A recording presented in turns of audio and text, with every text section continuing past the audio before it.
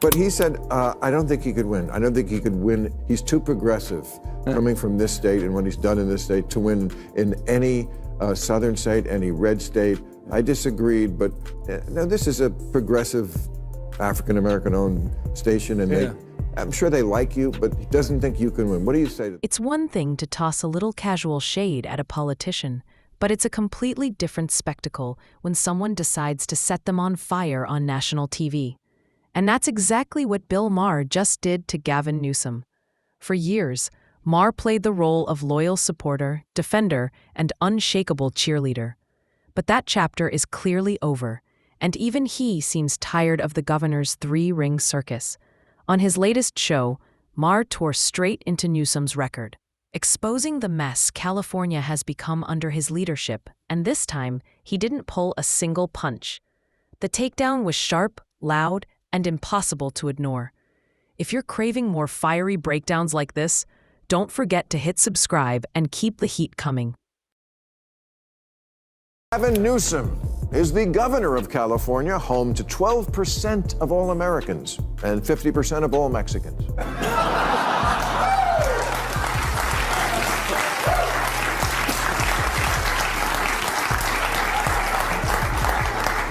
On the upside, Newsom is the only governor, with the possible exception of Kristi Noem, who looks like they could do porn.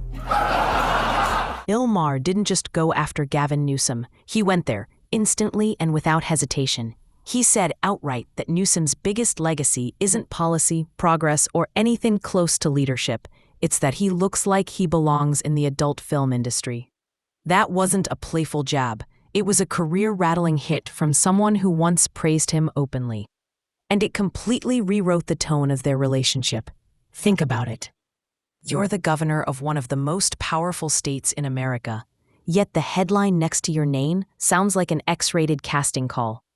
Out of everything Newsom claims he's achieved, Maher reduced his entire identity to a punchline. And when your own supporters start roasting you that brutally, it's no longer shade. It's a warning that your political brand is cracking.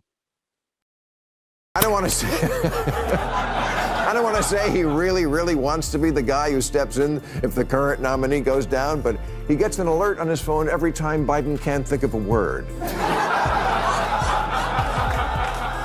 The downside is that governor of California is kind of like being conservator for Britney Spears. They'll attack him on California's homeless problem, but there's a response to that. The homeless can live anywhere, but they choose California. California has practically rolled out a welcome mat for the homeless, turning the entire state into a place where arriving with nothing feels strangely convenient. Laws make it easy, comfortable, and almost inviting to stay on the streets. This isn't compassion, it's chaos. And under Gavin Newsom's leadership, the problem hasn't just grown, it has exploded like a wildfire. Sidewalks have transformed into rows of tents, neighborhoods into open-air shelters, and the crisis spreads bigger every year. Instead of real solutions, his policies only fuel the disaster. Add his soft approach on crime, where offenders often get little more than a symbolic slap on the wrist, and you get a state where everything feels upside down. The math is simple: homelessness up, crime up, quality of life down. That harsh equation is Newsom's legacy. Of course, the knock on Gavin has always been that he's slick. Yeah, you know what? I'm okay with that.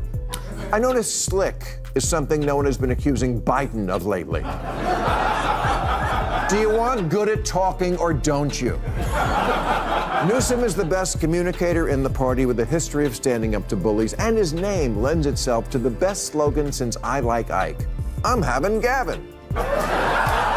Bill Maher is finally saying what Californians have been shouting for years. Gavin Newsom is a polished salesman in a designer suit, smooth-talking his way through every crisis while offering nothing of substance underneath. He's mastered political rambling, long, flashy speeches designed to dance around difficult questions and bury his failures under charisma. But charm doesn't put roofs over people's heads, stop crime, or fix a state in decline. His real talent isn't leadership, it's escape. Anytime he's cornered, He slips behind rehearsed lines and practiced confidence that never solves anything. And if even Maher, once one of his biggest supporters, is calling him out this openly, maybe... I was on KBLA Yeah. yesterday, with my friend Tavis Smiley. I'm an investor and a supporter of that station.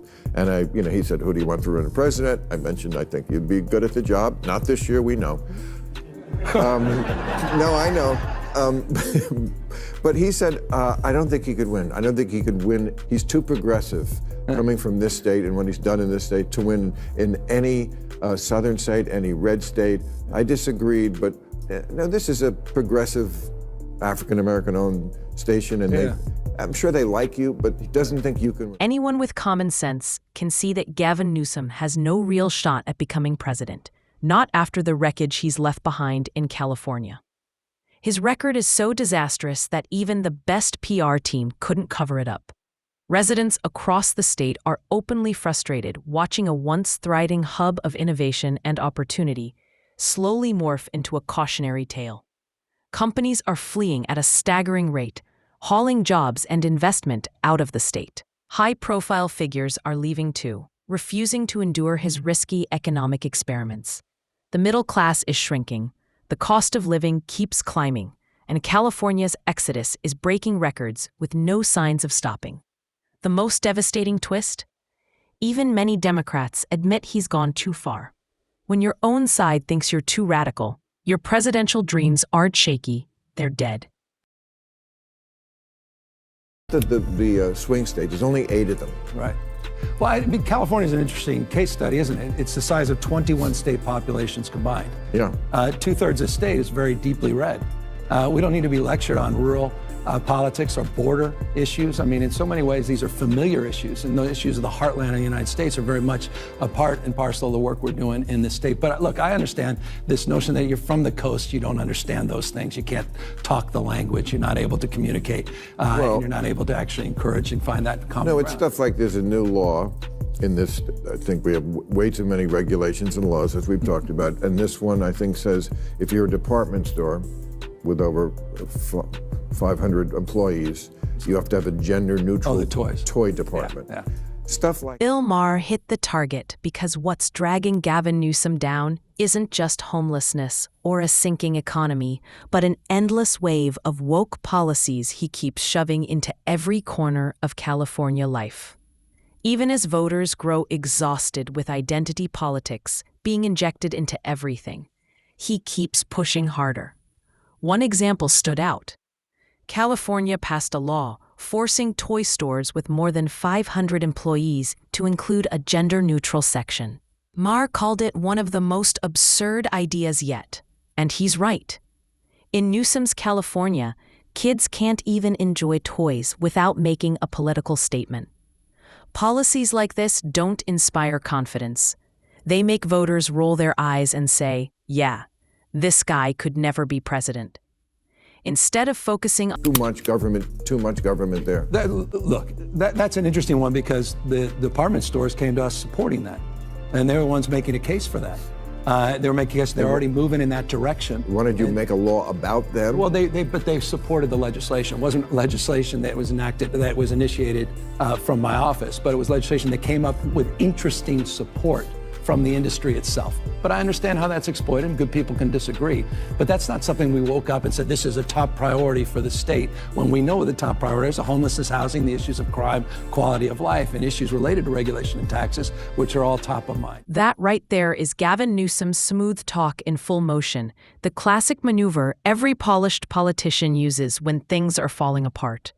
Nobody is accusing him of being unaware of California's collapse. Of course he knows. Everyone knows. Homelessness is out of control, crime is rising, taxes feel suffocating, and businesses are fleeing in waves. The problem isn't awareness, it's action. Knowing the house is burning doesn't make you a hero. Picking up a hose does, and Newsom hasn't grabbed that hose once. Instead, he hides behind flashy speeches and buzzwords, acting like acknowledging the problem somehow counts as leadership. But words don't build affordable housing, reduce crime, or fix a broken economy. California is still waiting for real solutions, and smooth talk isn't fixing anything. Good job this year making it rain. You're welcome. That was Because that was my legislative priority. it was looking bad there for a while, and we still don't have enough water in the Colorado River and all this stuff. Yeah. And then whenever I read, 80% of the water goes to agriculture. Almonds. Right. No one ever asked you about almonds? Oh, I'm going to ask you about almonds. Here's the staggering truth. Nearly 80% of California's entire water supply is swallowed by agriculture, and a massive portion of that goes into almond production. This, in a state famous for droughts and yearly wildfire seasons. While residents are told to shorten showers, let their lawns die, and conserve water like it's a disappearing treasure, billions of gallons are funneled into almond orchards because almonds are big money. Big agriculture has the political influence to keep the water flowing full speed, even during drought emergencies. The irony is unreal. In a state burning from heat, dryness, and fire, water isn't going to the people who desperately need it. It's going to grow nuts. And that backwards system leaves residents frustrated, confused, and fed up. A boatload of almonds. I'm well here. aware. You know how much water it takes? Many gallons. 1,900 gallons to grow a pound of almonds. Come on, man. Take on big almonds. Take on big almonds. I mean, it's not like we don't have the water. No. But You're right about it. It's not that we don't have the water. That said, the last couple of years were tough. I mean, but it's also where the water's falling and we're not capturing it. And we're not capturing in those extreme years with these atmospheric rivers. Wets are getting a lot wetter, dry's drier, hot's getting a lot hotter. And so we've got to modernize our conveyance system. We've got to modernize our storage, not just above ground, but below ground. And so that's a big part of our focus and frame, including desalinization plants. We have 20 projects just on desal that we're working on today. So we put out a detailed water strategy that includes, by the way, getting that Delta Conveyance project back up and operational, and includes the first above ground off stream storage facility in half a century in the state, which, by the way, is being aided by a regulatory package I pushed forward to reduce red tape in the state of California. When it comes to polished answers, nobody outshines Gavin Newsom. The man could probably sell sand in the desert with that smooth delivery he brings to every press conference. He sounds like he's reinventing leadership every time he opens his mouth. But once you look past the gloss, the truth becomes impossible to ignore. He isn't solving California's crisis, he's performing. Homelessness is skyrocketing, crime continues to rise, and businesses are being crushed by high taxes. Yet Newsom insists the state is thriving, even when reality says otherwise. What he offers isn't progress, it's political theater. Uplifting speeches might win applause, but they don't lower costs, clean streets, or keep communities safe. Eventually, people realize that shiny words aren't delivering real change. good at this. What? See, I'm telling you're good at this job. But here's, I feel like the last couple of years you've like purposely picked this fight with the red states. I mean, the DeSantis. Yeah, but I don't want to live in the Civil War country. I agree with that. You know what? Well, but you seem like you purposely want to set up this dichotomy between, this is a blue state and that's a red state, and I don't want to live in that country. I like Florida. I'm with you. And by the way, I like Florida as well. I like all these states. I completely agree. I don't want to have a state of mind that's a constant fight or flight. We've gone through so much. We've been polarized and traumatized. There's been a tough 5-6 years across the globe, not just in this country. That said, I'm not going to sit back and watch. You made the point just a moment ago in your monologue. You got folks out there trying to bring us back to a pre-1960s world. America in reverse, rolling back voting rights, LGBTQ rights, women's rights, not just access to abortion, but contraception. Gavin Newsom is about as woke as a politician can get. And if America ever puts him in the White House, the entire nation should brace itself. He'd drag the country down the same path California has been sinking into for 8 years. His record tells the full story. Homelessness exploding. Businesses fleeing by the thousands, high taxes crushing the middle class, and major cities drowning in crime and addiction. California should have been a model of prosperity, but under Newsom, it became a cautionary tale of what happens when flashy speeches replace real solutions. And if this California blueprint is what he plans to spread nationwide, then it's a blueprint for disaster. Because once you strip away the polished image and rehearsed lines, the reality becomes painfully clear. Newsom, like Obama, relies on charm, illusion, and theatrics, while real problems grow worse. California was the warning shot. Ignore it, and the whole nation may pay the price. Thanks for watching. Don't forget to like, comment, and subscribe so you never miss what's coming next.